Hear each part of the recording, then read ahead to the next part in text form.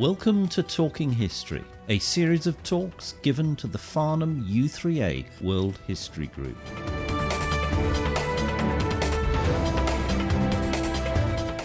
In this light-hearted talk, Michael Hebert maps the changes affecting Britain between the end of the Second World War and the late 1960s.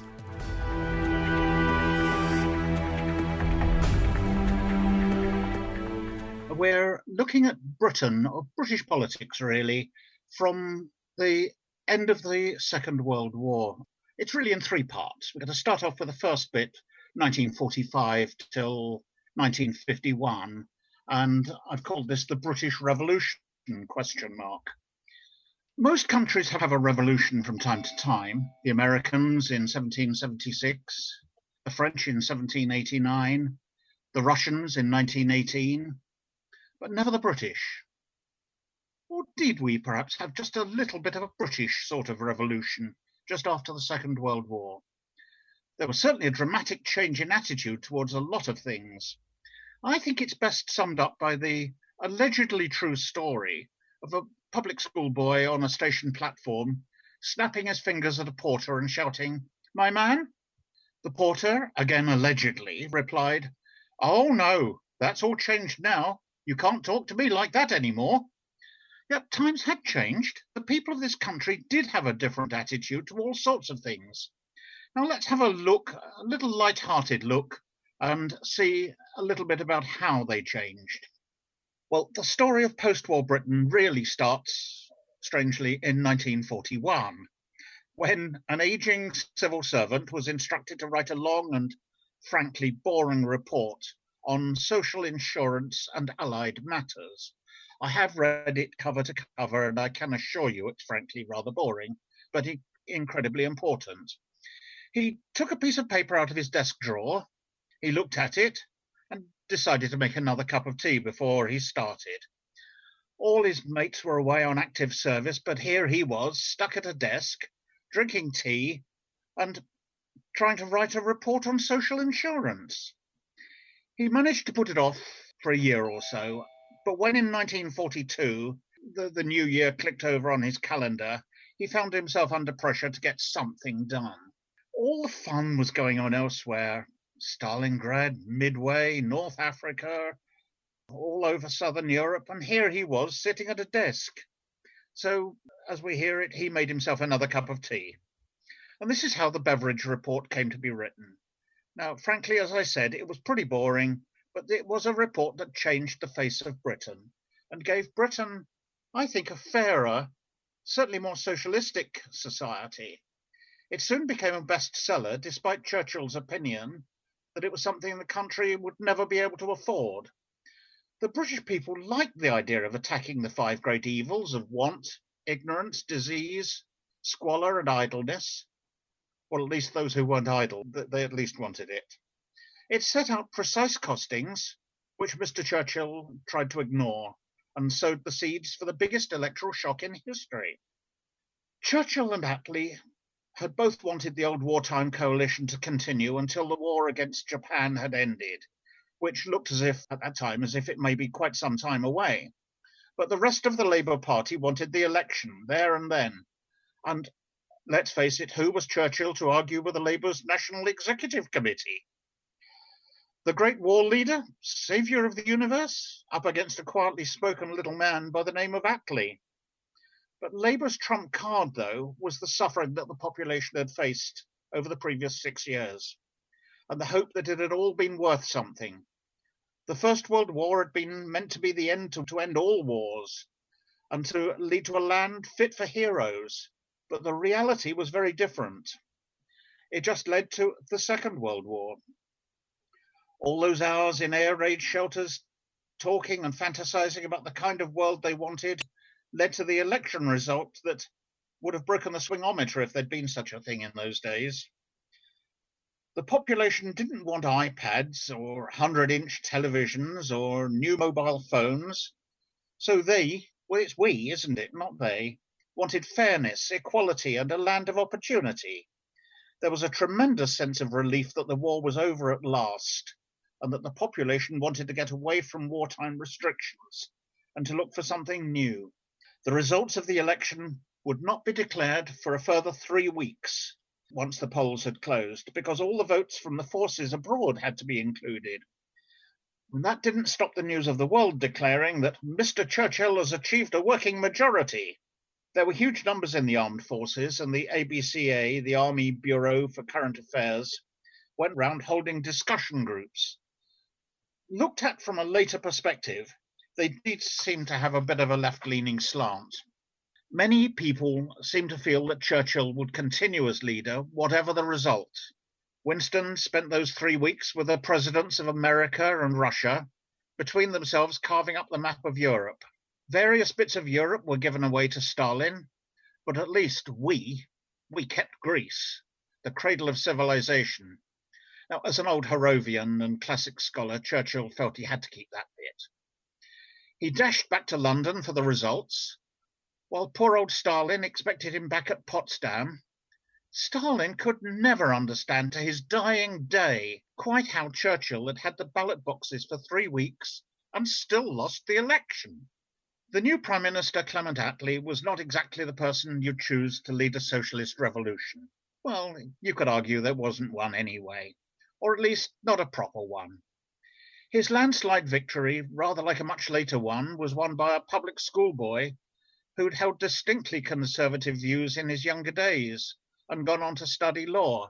Attlee had become deputy leader of the Labour Party in 1931, when almost all the senior faces in the party had lost their seats. Then, when George Lansbury stood down as leader in 1935, Attlee had replaced him. Attlee never had a great charisma and was never much of a public speaker. We all know Churchill's jibes about a modest man who has plenty to be modest about, a sheep in sheep's clothing, and so on. His style of leadership was to listen, delegate, and compromise. He drove himself around in his own small car and always walked to lunch at his club, walked to Parliament. He held together a cabinet of superegos surprisingly skillfully. It included the plain-speaking Union leader Ernest Bevin at the Foreign Office, the tempestuous Aneurin Bevan at Health. Attlee's deputy leader, Herbert Morrison, really wanted the top job after the election, and following a furious row, Attlee slunk away, or so Morrison thought, but what he did was to go straight to Buckingham Palace and ask the king to form a new government. Morrison's opportunity had gone. Apparently both King George VI and Attlee just stood there facing each other, each one as shy as the other, and each trying to think of something to say. Suddenly Attlee said, allegedly, I've won the election. And George VI replied, yes, I heard it on the 6 o'clock news. And that was about it. Britain was completely broke after the war, not just hard up, but totally, completely broke. Rationing was still in force, but the people assumed it would rapidly come to an end now that the war was over. Wrong. Next came bread rationing, so that we could feed the poor starving Germans. People were encouraged to eat less bread and make do with potatoes. But this was soon a problem when potato rationing came in. Whale meat was tried, without much enthusiasm, and then came snook. Now, it was a fish from South Africa. The attraction of dealing with South Africa was that they could accept our pounds and not insist on payment in dollars. Snook was supposed to be a bit like perch, but it was definitely, I believe, not as nice. But as far as the great British public was concerned, it might just as well come from Mars. The great British public did not like snook, and most of it ended up as pet food.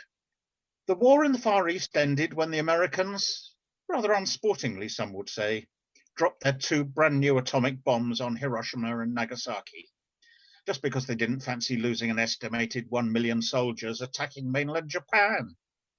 Hiroshima, in particular, was said to be a military center. It is strange that similar language comes out of America to this very day. And so it was that the war was over, and a total calamity landed at the feet of Britain. Wartime United States President Roosevelt and Churchill had established the Lend-Lease Agreement. but Roosevelt had died just after the start of his fourth term as president. The new president, Truman, decided to stop Lend-Lease at once. So poor old Britain was penniless. There was, though, just enough cash in the coffers for one person to fly to America to beg. The bright economist John Maynard Keynes was sent to Washington, and there he begged and cajoled and grovelled a bit and begged a bit more. The main problem was that the Americans resisted the idea of helping Britain with their socialist policies. They felt that socialism and communism were from the same animal. Eventually, Keynes got a limited amount of funding, but not on very good terms at all. But it was enough to stave off British bankruptcy for a little while. The pound was devalued. It shouldn't take very long to repay the Americans, the government said. Shouldn't take long at all, little knowing that the final payment wouldn't be made until 2006. Much of Labour's ambitious domestic programme depended on public ownership of the means of production and distribution and exchange. Clause 4 of the party's constitution was eventually replaced by Tony Blair. Mines, water, sewerage, railways, steel production, the Port of London, the Post Office, civil aviation, all became nationalised under the iron fist of Herbert Morrison. Then in 1947, Lego was launched in Britain. Architects saw their children and grandchildren making little square houses and decided that they could do that as well. And so came prefabs, built in the newly vacated aircraft factories. Yes, little square houses, and soon 160,000 of them had been built. Just as temporary homes, of course, but many of them were still occupied 40 to 50 years later. Neil Kinnock was famously one of the children brought up in a prefab. Whole new towns were designed and built, and local councils set about building large numbers of council flats and houses. Across the whole country, over 1.5 million new homes were built during this time. It was known as the New Jerusalem. Perhaps even more impressive, though, was the start of the NHS under the guidance of William Beveridge. Perhaps, arguably, the most iconic Labour figure we've seen to date. A universal healthcare system from the cradle to the grave, free at the point of delivery and available to all, irrespective of income. Mind you, he had to bribe the doctors quite a bit to get them on board, stuffing their mouths with gold, as he put it. And he allowed them to carry on with their lucrative private work as well, and he allowed them to keep that appalling handwriting of theirs. Suddenly, life expectancy started to rise, due to people actually seeing a doctor instead of just quietly dying. First, the pension people got worried about paying out for longer. Then the hospitals got worried because people would need treatment for longer. We'd all been expected to go on for 70 years. And then this NHS thing comes along and spoils it all. Labour got rid of the poor laws and brought in pensions, disability payments, family allowances, unemployment benefits, child allowances, maternity payments, funeral grants, and all the other things old Beveridge had proposed in 1942. It's a good job he did stop for that extra cup of tea, in my opinion. In November 1947, one Princess Elizabeth had saved up enough diamond coupons to get married to Philippos Schleswig-Holstein-Sonderburg, Luxembourg, who very conveniently gave up his Greek Orthodox religion and changed his name to Windsor. Then, just under 12 months later, their first son Charles was born. Britain hosted the 1948 Olympic Games. It didn't somehow seem quite right to stick with the original plan of holding it in Tokyo. They were real austerity games. Take your own sandwiches on the bus to the stadium and clear up some of the rubble on the way. Britain didn't do too well the medals, which is why when eventually they were in London again in 2012, it was so important. Britain was now in bronze medal position in the most important country race, behind the USA and Russia, but steadily slipping back in the rankings as the empire crumbled away. The French proposed a little European iron and steel community, but Britain soon told them just what they could do with their funny little common market. The Foreign Secretary, Ernest Bevin, and not to be confused with an Iron Bevan, of course, said that the Durham miners would never stand for it. Or as Attlee put it, I know them all well. We have just spent a lot of blood and treasure rescuing 4 of them from the other 2. The United Nations was started with a meeting in London in January 1946, and very soon all the proceedings were conducted in proper BBC English. It's hard to imagine the Chinese coping with a broad Geordie accent after all. In 1946, Churchill made his Iron Curtain speech, and soon showed America that Stalin had not liberated the eastern part of Europe out of kindness.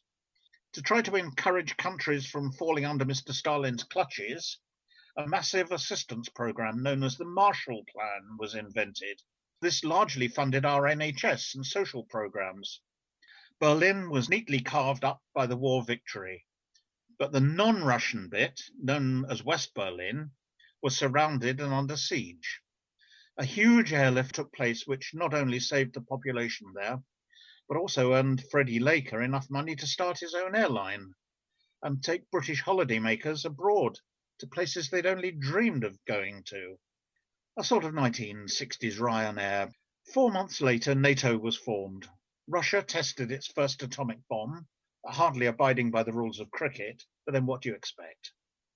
And that was the start of the Cold War, which went on for decades and dominated the economies and military thinking of Europe and the United States. India was the next problem. It was generally accepted that India had played a very big part in the Allied victory, but had never been asked if it really wanted to take part in the war. It had just been assumed. It was generally accepted that the payback was that they would get independence. Lord Mountbatten was sent to India as Viceroy, normally a pretty easy number with lots of elephants and tiger shooting, but almost before his valet had taken his slippers out of his suitcase, things started to warm up. Those slippers never made it to the fireside. The main problem, as so often in history, was religion. There were Hindus and there were Muslims, and all of them were scattered around the entire subcontinent. Mountbatten came up with a solution, one main bit that he thought he'd better call India. A smaller bit on the top left-hand corner, still fair-sized, that he decided to call Pakistan. Top right-hand corner, East Pakistan. We now know it as Bangladesh. Unfortunately, East and West Pakistan were getting on for 1,500 miles apart. Never mind, he thought, all of India can be Hindu, and all of the 2 Pakistans can be Muslim. That's easy. Well, unfortunately, it wasn't as easy as all that, as huge numbers of the population were stuck in the wrong bit. Back came Mountbatten to Britain, but it's unclear whether his valet remembered to pack those slippers. I don't propose going today into the terrible problems that were created by this arbitrary line on the map, but suffice to say that now, over 70 years later, the Indians and Pakistanis still play cricket against each other. In 1949, the word British was dropped from the British Commonwealth, so that we could pretend it wasn't really an imperial throwback. Not all former colonies joined the Commonwealth. A few here who didn't, and see if you can see any political similarities. Iraq, Kuwait, Jordan, Somalia, Sudan, Israel. Maybe somebody managed to lose their application forms, perhaps.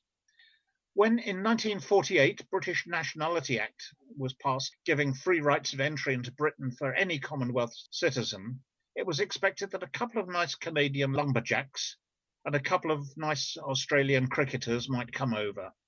But nobody realised the apt naming of the Empire Windrush.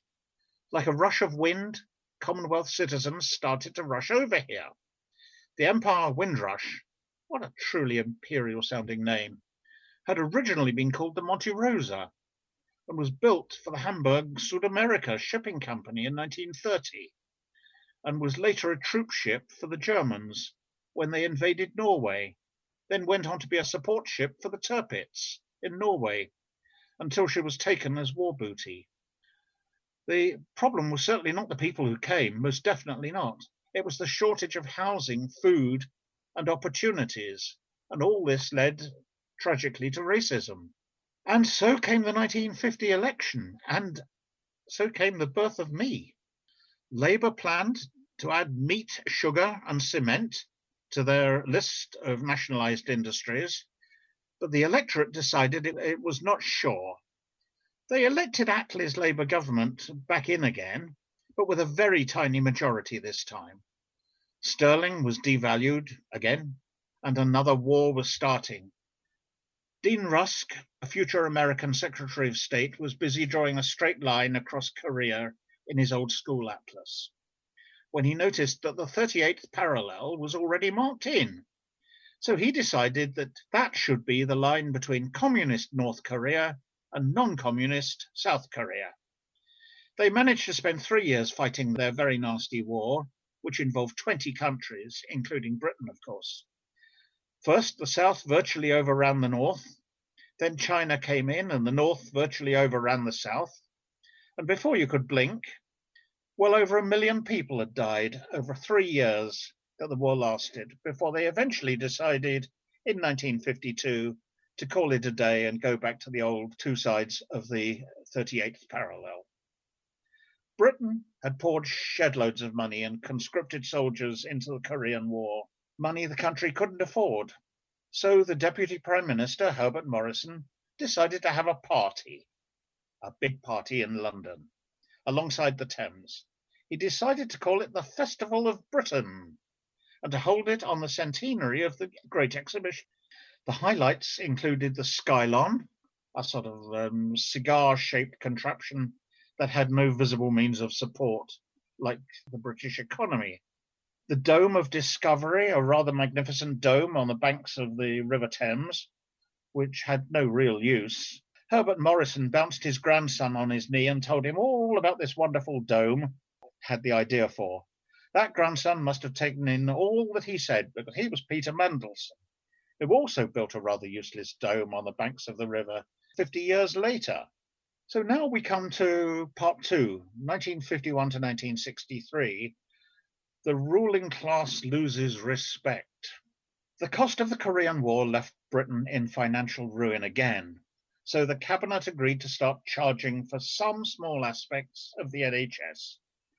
How about charging just a little bit, of course, for, say, dental treatment or for spectacles, they said. A major row occurred, which was eventually agreed that this was what they would do. Nye Bevan, the father of the NHS, resigned in disgust, saying that if Labour did that, the Conservatives would be able to go much further. And so came the next general election.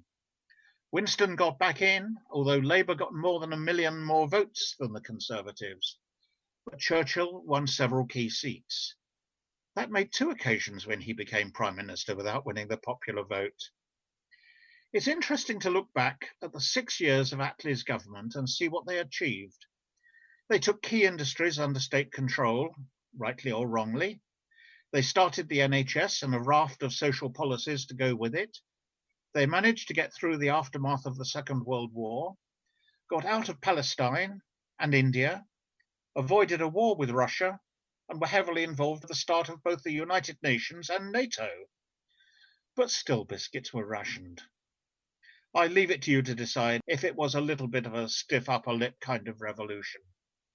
As I said, the Conservatives got back in under the 77-year-old Winston Churchill, and by now the Liberals were a very minor party. In February 1952, King George VI died, which meant that his daughter, Princess Elizabeth, and her husband had to return from their holiday in Kenya to become Queen and Consort. Whether the young couple were offered an upgrade by the airline has not been recorded. The young Queen stood out in stark contrast to the aging Prime Minister and his cabinet, who were mostly relics from the War Cabinet and mostly members of the House of Lords. The heir apparent was Anthony Eden, who had been Foreign Secretary in the pre-war government but had resigned in protest at Neville Chamberlain's appeasement of Hitler.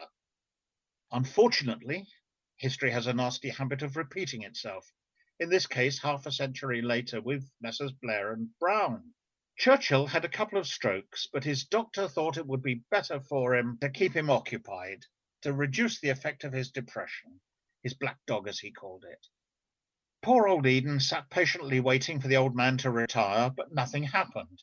He even married Winston's niece, but the wedding presents did not include the keys to number 10. The coronation occurred the next year, 1953, and to celebrate, a New Zealander, Edmund Hillary, together with Tenzing Norgay, climbed Everest. Roger Bannister ran a mile in under 4 minutes. Ian Fleming wrote his first James Bond novel. A new Agatha Christie mystery opened in the West End. They all said, this mousetrap thing will never last. Britain flew the world's first passenger jet aircraft, the Comet. But in retrospect, the greatest achievement of all that time was when Watson and Crick discovered the structure of the DNA molecule. We British were still being taught at school about the red bits on the map. Churchill announced that Britain now had its own atomic bomb, as America had turned a bit selfish after the war and ended its cooperation on developing it. Our first atomic bomb was tried out off the coast of Western Australia on board an old naval ship, HMS Plym, as in Plymouth. Sadly for the economy, there wasn't much scrap value left in the ship after that. So Britain became the third atomic power after America and Russia, which had been generously donated the recipe by a group of Cambridge undergraduates with degrees in spying. Stalin died in 1953. He was succeeded, of course, by Nikita Khrushchev. The British economy was slowly starting to recover from the war, but Labour and the Conservatives had very little difference in either home or foreign policies. 3 civil servants, one of them the father of subsequent Labour cabinet minister Charles Clarke, boldly devised a cunning plan to let the pound find its own level against other currencies.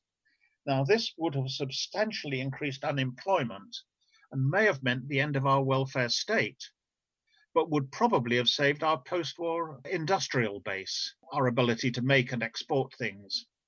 It didn't happen, though. By this time, Churchill, the great war leader, was happy to go along with things for a quiet life. He became a compromiser and would avoid conflict at any opportunity. This led to the rise of the power of the trades unions. That funny little economic community across the Channel was paying dividends for its founder members, and soon Volkswagen Beetles were more popular than Morris Minors. Churchill's black dog became worse, and he became more and more eccentric. He did manage to collect his Nobel Prize for Literature, putting him, I suppose, alongside such other Conservative Party authors as Anne Widdecombe, Edwina Currie, and, of course, Geoffrey Archer. As 1955 came in, even Churchill felt it might be time for a younger man to step in. But who should it be, he asked his deputy, Anthony Eden, who, incidentally, had been promised the job back in 1942. But eventually, Eden did get the job. In came another old Etonian, made a change from Churchill, who went to Harrow, I suppose. At last, Eden was the bride after many years as the bridesmaid, but rather like a situation 50-odd years later, it was not to be as good as it sounded. The 1956 Suez Crisis was just too much for him. After a revolution in Egypt, Gamal Abdel Nasser became leader of Egypt in 1954.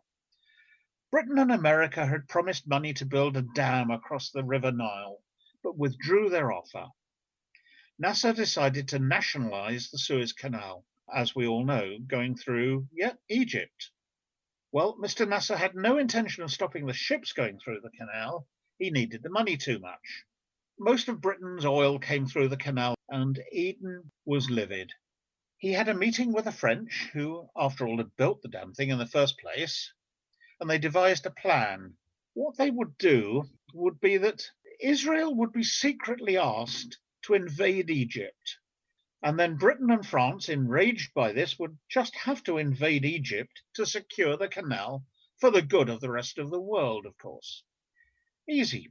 Unfortunately, the secret came out a bit when thousands of troops started appearing in nearby Cyprus. Even worse, the American president, Eisenhower, was up for re-election the following month, and he had not been told about the plan. Everything started as planned, but very soon Eisenhower got the Anglo-French plan condemned by the United Nations General Assembly, and America threatened to sell its substantial reserves of sterling, which would have meant a massive crash for the economy. Eden called a halt when the troops were within a whisker of achieving their objectives. British prestige was shattered and Eden was humiliated. Britain's image of itself as a world power was over.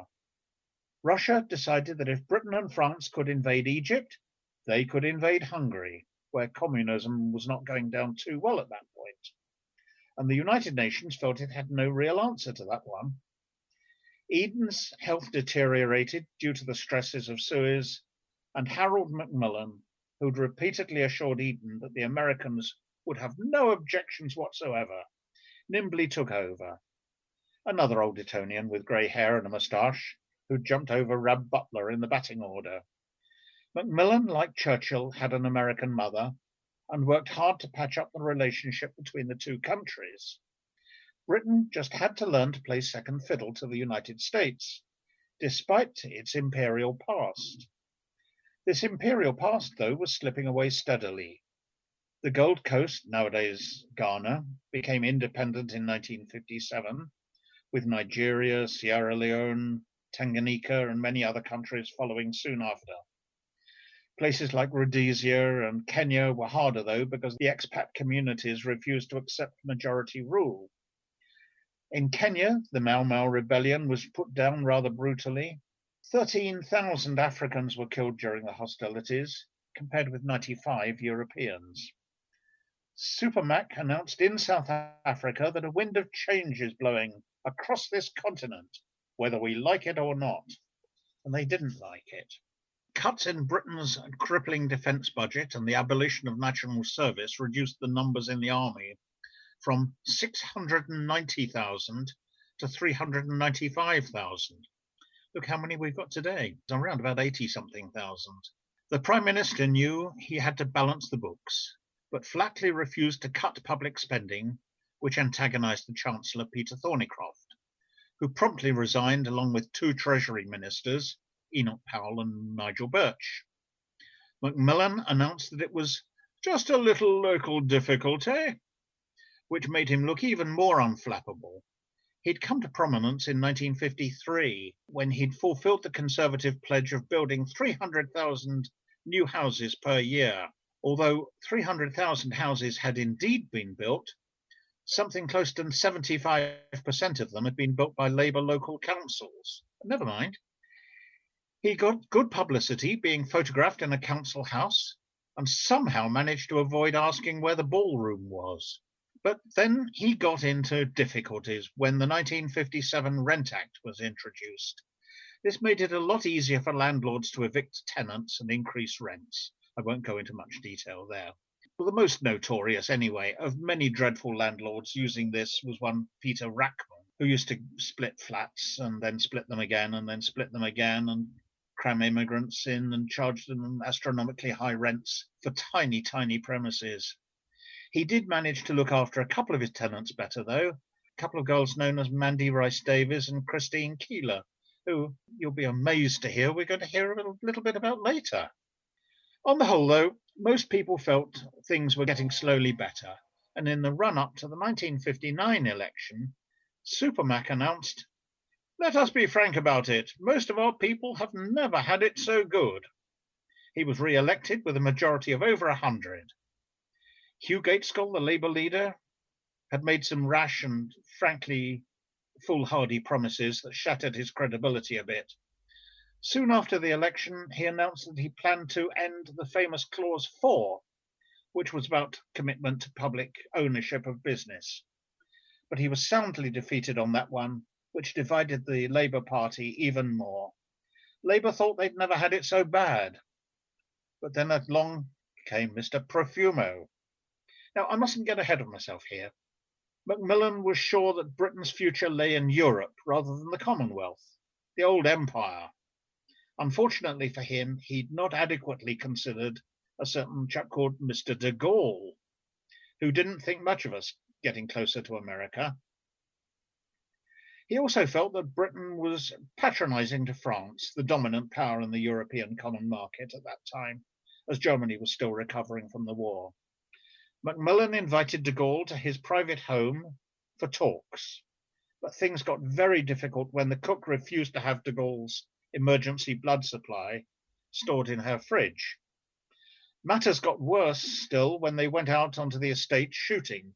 Macmillan apparently bagged over 6 dozen birds, but the Frenchman had already surrendered to the pheasants previously, so he couldn't take part. It should have come as no surprise when in January 1963 de Gaulle announced a firm and definitive no. Britain again looked foolish and humiliated. The French refused to consider what Britain had done for them over the recent decades, and in a calm and measured response, Princess Margaret cancelled her proposed trip to Paris. That taught them a lesson, didn't it? De Gaulle's fears about Britain and America getting too close were mainly based on an arms deal agreed in Nassau between the elderly and rather staid figure of Macmillan and the youthful American by the name of John Fitzgerald Kennedy. Britain had tried hard to develop a delivery system for its atomic bombs, its nuclear deterrent. We had developed the Blue Streak missile, but despite the considerable efforts of my uncle, who led the testing team in West Wales, it never quite came up to scratch. The trouble was the fuel used, he always said. It took a long time to load and could not be stored in the missiles. So it was fine as long as the Russians agreed to give 10 days' notice of World War III starting. It was more of a white elephant than a blue streak, really. Instead, Macmillan invested heavily in the American Skybolt missile system, with Britain providing warheads. But this program was soon cancelled by Kennedy. Eventually, of course, we ended up with Polaris as our independent British deterrent. A young-looking Harold Wilson said, "It is neither British, independent, nor a deterrent." Talking of bombs, the CND, the Campaign for Nuclear Disarmament, was formed in February 1958 at Westminster Central Hall. They organised marches between London and the Atomic Weapons Research Establishment at Aldermaston in their uniforms of duffel coats, college scarves, and thick-rimmed glasses. They would have liked to march to the American nuclear submarine base, but Holy Loch near Glasgow was rather a long way to go. Nye Bevan was opposed to unilateral nuclear disarmament and split the Labour Party again with his assertion that, and I quote, "it would send a British Foreign Secretary naked into the conference chamber." Now, when you think of Earl Hume, later known as Alec Douglas Hume, you can see his point. You wouldn't want to send him naked into any chamber, would you? Macmillan was getting paranoid about plots against him from within his own party, and in July 1962, he sacked 7 cabinet ministers and 9 junior ministers in what became known as the Night of the Long Knives. One minister who survived that would certainly change things a bit, a certain Mr. Profumo. He keeps cropping up, but we'll come back to him in a bit. Now we're on to part 3, the last part, 1963 to 1968. The New Look Britain begins. Hugh Gaitskell died, sadly, aged 56 in January 1963. That was the dreadful winter when the snow started on Boxing Day. I'm sure a lot of us remember that. It stayed on the ground for months. Gaitskell had died from natural causes, but that didn't stop rumours from flying around about him being killed by the KGB so that their man, Harold Wilson, could become party leader and later Prime Minister. Wilson was in America at the time of Gaitskell's death and returned immediately to avoid any chance of George Brown jumping in ahead of him. Brown was a good man with a good brain, but suffered from a liking of alcohol. James Harold Wilson was, at that time, a rare thing in British politics, a grammar school boy. He'd gone on to become a brilliant scholar at Oxford, then worked for the civil service during the war, and was a cabinet minister by the age of 31. But now we get back to the bit that we've been waiting for a while. The scandal of the decade, probably the scandal of the century. John Profumo was the husband of Valerie Hobson, a well-respected actress and entertainer, and he was also Her Majesty's Minister for War. Back in July 1961, he'd been a guest of Lord Astor at his country house, when apparently just strolling through the grounds, he stumbled on a number of young women in the swimming pool, naked. One of them, Christine Keeler, seemed to make something of an impression on him. Now, let's just assume that that was probably down to her views on the use of battlefield nuclear weapons or something like that. I wouldn't want to suggest anything more than that. Keeler was too young to vote, but she was old enough to bring a government down. The security services were watching Keeler. Now, whether they were actually watching her naked swimming, I don't know. She was thought to be sleeping with a Russian naval attaché, known to you and me as a spy, of course. The cabinet secretary advised Profumo to end the relationship immediately, which he did only 4 weeks later, with a handwritten letter. Now, there was no chance of that ever getting used against him, was there? Nothing happened for over a year until, in a totally unrelated trial, in which Keeler was a witness, rumours started to circulate about the Minister for War sharing a girlfriend with a Russian spy. So, in March 1963, Profumo announced to the House of Commons that, quote, there was no impropriety whatsoever in his acquaintance with Miss Keeler, unquote. He lied to Parliament. Now, nowadays, we'd probably say we don't believe a word of that, but those days were different. Things were taken at face value much more in those days, 60-odd years ago. Mr. Wilson asserted that he did not care about the private lives of ministers, but was deeply concerned about national security. The Europeans, especially the French and Italians, couldn't see what all the fuss was about, and wondered why Macmillan hadn't slept with her as well, anyway. Only the Americans made a fuss abroad. Their squeaky clean, morally perfect president, Kennedy, was a picture of fidelity, of course, and was due to visit Britain shortly. They certainly wouldn't want him to get caught up in all that. At home, the media was in a frenzy, poring over every sordid detail and making up what they didn't know. Profumo resigned to spend the rest of his life working for charitable causes and was later awarded the CBE for these works. This affair seemed to change the public's views of their politicians. No longer was there deference to mighty politicians, and in came, horror of horrors, satire. In September 1963, Lord Denning published his inquiry into the Profumo business and said that there was very little chance of a security breach. But he did criticise Macmillan. On the eve of the party conference, the Prime Minister announced that he was suffering from inoperable prostate cancer, incorrectly as it turned out, and he stood down. At this conference, Rab Butler, Reginald Maudling, and Lord Hailsham all tried, but all failed to attract support. It was the 14th Earl Hume who unexpectedly came out top. He was another old Etonian. He went even further. He'd even gone on to marry the headmaster's daughter. He was born in Mayfair to a very wealthy and aristocratic family, and to date, he is the only Prime Minister we've had who's played first-class cricket. Yeah, that's an interesting fact. He was allowed to relinquish his hereditary title following the example of Lord Stansgate, who became Anthony Wedgwood Benn, or later still Tony Benn. Hume was the last of our public school educated prime ministers for a little while. It was not until Tony Blair that we had another. It was the turn of the grammar school boys and girl. Looking back at this time in history, the British do appear to have been pretty contented, and some say that there was more freedom of speech in those days. They, perhaps I should really say we, led a simpler life than we do today, and generally were happy with our lot in life. In fact, the population of the Isle of Wight liked it so much that they decided to stay in the 1950s. As we progressed in the 1960s, times seemed to change. Music changed, fashion changed, and social attitudes changed. Our attitudes to divorce, children outside marriage, what you could sum up as family values, and so much else seemed to start to change. Somehow the balance of payments was less important than the new record from the Beatles or the Stones. They used to say that if you couldn't remember the 1960s, you weren't there. But to our generation, we could easily say that if you don't remember the 1960s, you're too young. But if we really do look back, most of the fun and the frolics of the 60s seem to be happening to other people. I can say that with personal experience.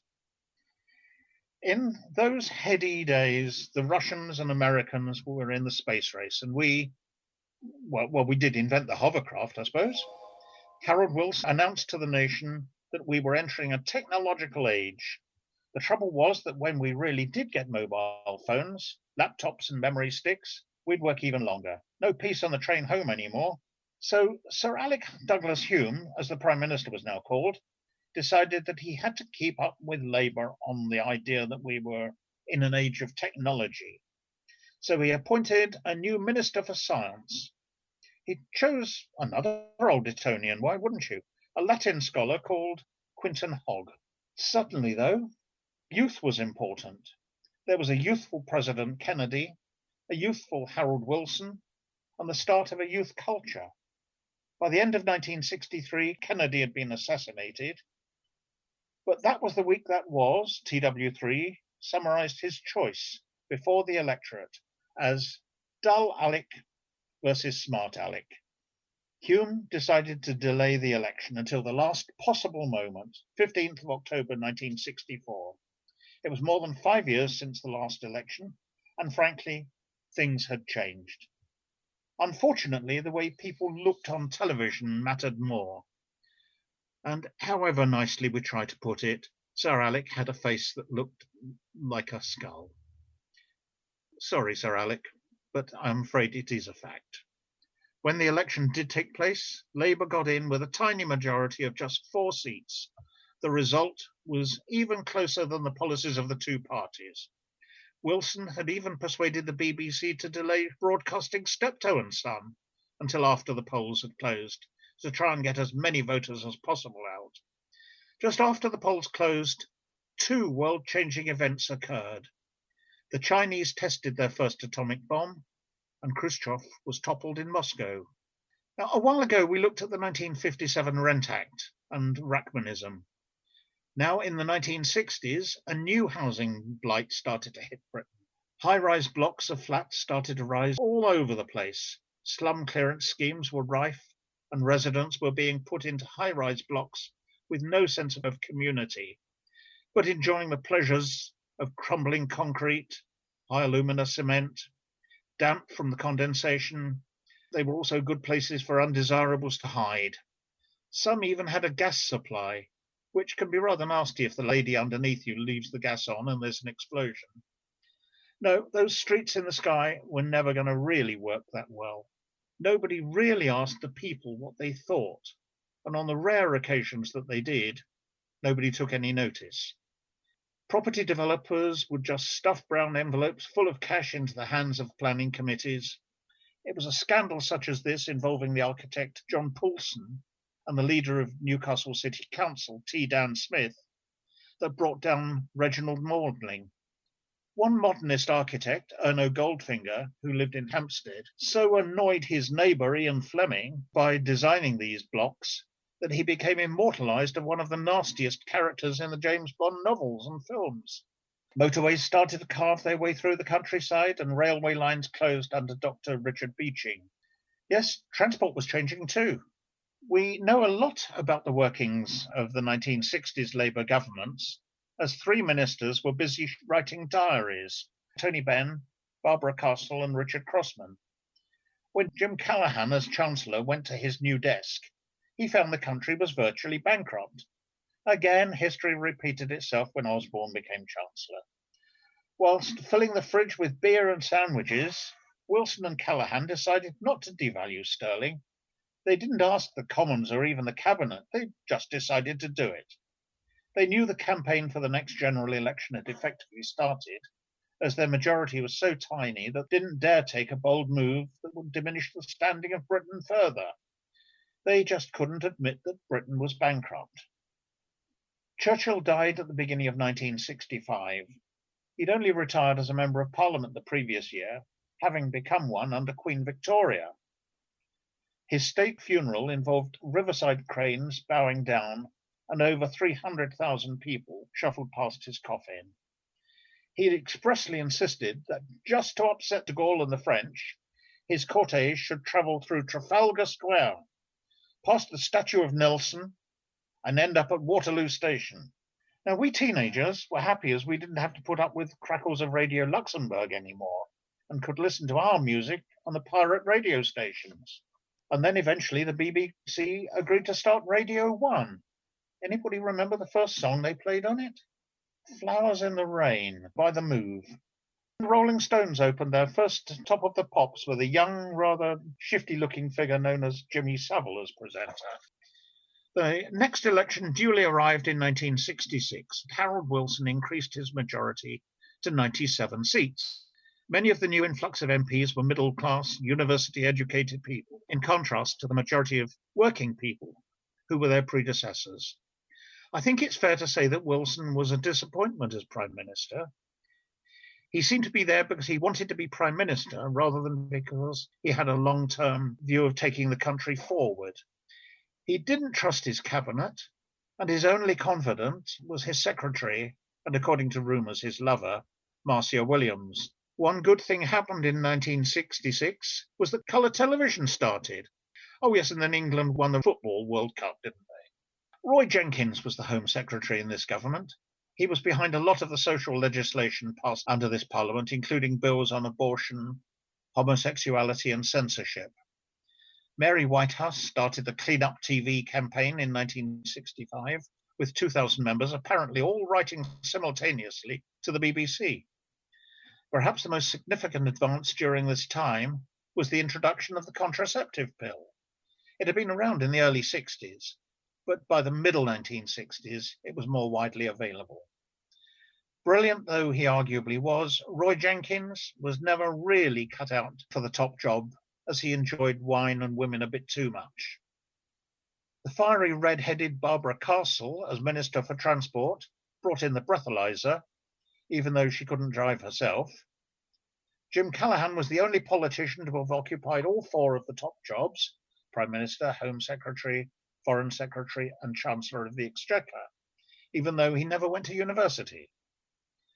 Now, having beaten Germany at football, Wilson decided to reapply for membership of the European Club. The Prime Minister was shocked not to be instantly welcomed into membership. But then we have to bear in mind that the membership secretary was, of course, one C. de Gaulle. To show willing, we decided to go metric and to change our money to a slightly easier format for foreigners to understand. Another case of Wilson's misjudgment on foreign affairs was over Rhodesia.